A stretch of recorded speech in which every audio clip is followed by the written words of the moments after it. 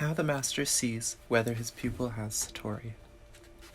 Whence does the master obtain this authority, which he neither seeks nor demands, but which grows upon him despite himself? How is it possible for him to gaze into his pupil's very soul when he stands struck dumb in his presence or muttering helplessly? How does he know and see whether the pupil has attained Satori? It is as difficult to explain this as the process of Satori itself.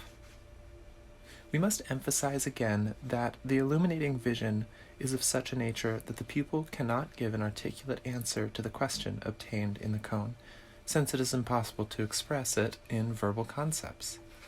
But even supposing that he could describe the vision with the help of analogies, which might be possible after some years, with increasing experience, it would not impress the master. For the pupil might only be repeating what he heard from others in order to simulate a genuine experience. With a very vivid imagination and a few facts at his disposal, he could put together the essential features of the vision, and merely because he could express it in words, pretend to be the one who had experienced Satori. In order to take the wind out of those opportunists, who are to be found in Zen as elsewhere, the master demands to see with his own eyes the pupil's attainment of Satori. And he, the master of Satori, does in fact see with unerring glance. His own experiences as a pupil enable him to do this. Then his years of experience as a teacher, and finally as a master. But what does the master see? Perhaps I can get around this question by an analogy. It is like a painter who, by glancing at the work of his students, is able to tell which of them are born artists and which are not. He just sees this, but how he sees it can never be explained or taught to a non-painter. Similarly, the Zen master sees when Satori is genuine and not merely imagined. Naturally, he sees it by something, and although I cannot explain how he does this, I will try to give a few hints which may prove helpful. The state of mental relaxedness which results from Satori, and which brings about a profound inner transformation, is reflected in a relaxedness of the body. Characteristically, Satori does not induce any striking buoyancy of being, a sense of excitement, or a general feeling of elation, phenomena which may have quite other causes. For the enlightened one is serene and not in any way conspicuous. The effects of Satori show themselves rather in his most inconspicuous movements, which are least subject to his control. These movements cannot be imitated, for in Zen there are no typical attitudes that can be learned by rote, such as an attitude of devoutness, humility, ecstasy, etc. The one exception is the attitude of meditative absorption. This can be imitated for a while, but not indefinitely, because the futility of it exposes itself. It does not lead to Satori. I will not even stress on how much is betrayed by the eyes. This is true in other spheres of life, and all over the world mankind has made an art of studying the eyes. But the art of seeing, from the way a pupil raises a bowl of tea to his mouth, whether he has experienced genuine Satori can be practiced only by a Zen master. I will content myself with this single example. Perhaps it is the most accessible to Westerns.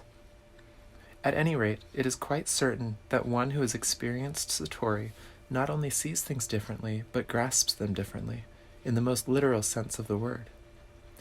But in what way does he grasp them?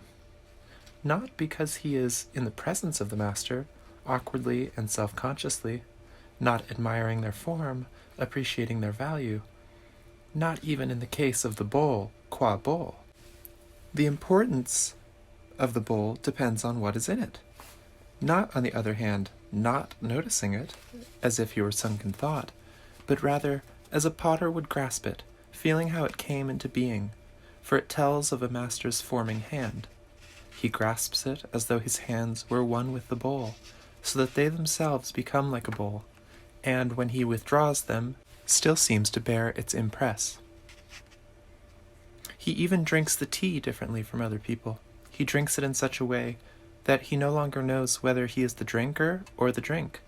completely forgetful of himself, lost to himself. The drinker one with the drink one with the drinker. In this sense, the master's power to see Satori is simply the perfection of a faculty for which he, as an Oriental, possesses all the necessary qualifications. The faculty of detecting the finest nuances of movement and gesture.